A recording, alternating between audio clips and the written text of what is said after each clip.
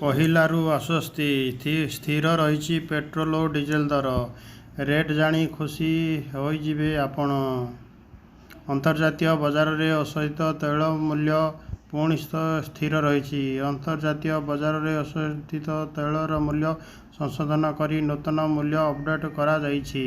ଏହି ସମୟରେ ଦେଶର ତୈଳ ମାର୍କେଟିଂ କମ୍ପାନୀଗୁଡ଼ିକ ପେଟ୍ରୋଲ ଓ ଡିଜେଲର ଲାଟେଷ୍ଟ ପ୍ରାଇସ୍ ପ୍ରକାଶ କରିଛନ୍ତି।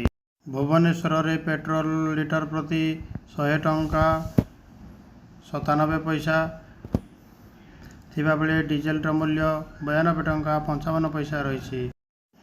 ଭାରତରେ ଇନ୍ଧନର ମୂଲ୍ୟ ପ୍ରତିଦିନ ସକାଳ 6ଟାରେ ସଂଶୋଧିତ ହୁଏ। 14 ମାର୍ଚ୍ଚରେ ତେଲ ଦରର ସଂଶୋଧନ କରାଯାଇଥିଲା। ପେଟ୍ରୋଲ ଦରକୁ ନେଇ ବଡ଼ ଆଶ୍ୱସ୍ତି। ପେଟ୍ରୋଲ ଦରରେ ହେଲା ପରିବର୍ତ୍ତନ, ଜାଣନ୍ତୁ ନୂଆ ଦର।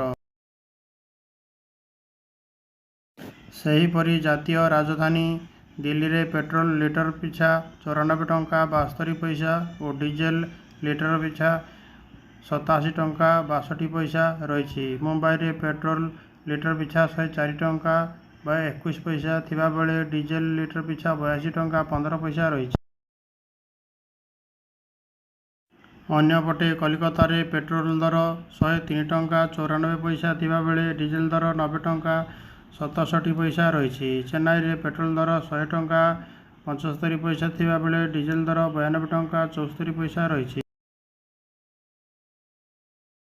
କେମିତି ଜାଣିବେ ଆପଣଙ୍କ ସହରରେ କେତେ ଅଛି ଦାମ? ପେଟ୍ରୋଲ ଏବଂ ଡିଜେଲ ଦାମ ଆପଣ SMS ମାଧ୍ୟମରେ ଜାଣିପାରିବେ। ଇଣ୍ଡିଆନ ଅଏଲ ୱେବସାଇଟ୍ ଅନୁଯାୟୀ ଆପଣଙ୍କୁ ଏବଂ ନିଜ ସହରର କୋଡ୍ ଲେଖି 9224992249 ନମ୍ବରକୁ ପଠାଇବାକୁ ହେବ। ପ୍ରତି ସହରର କୋଡ୍ ନମ୍ବର ଭିନ୍ନ ଭିନ୍ନ ହୋଇଥାଏ, ଯାହା ଆପଣଙ୍କ ICOL ୱେବସାଇଟରେ ମିଳିଯିବ।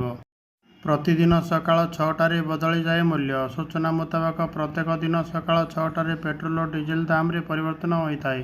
ପେଟ୍ରୋଲ ଓ ଡିଜେଲର ମୂଲ୍ୟ ଏକ୍ସାଇଜ ଡ୍ୟୁଟି, ଡିଜେଲ କମିଶନ ଏବଂ ଅନ୍ୟାନ୍ୟ ଜିନିଷ ପଡ଼ିବା ପରେ ଏହାର ମୂଲ୍ୟ ପ୍ରାୟ ଦ୍ୱିଗୁଣିତ ହୁଏ।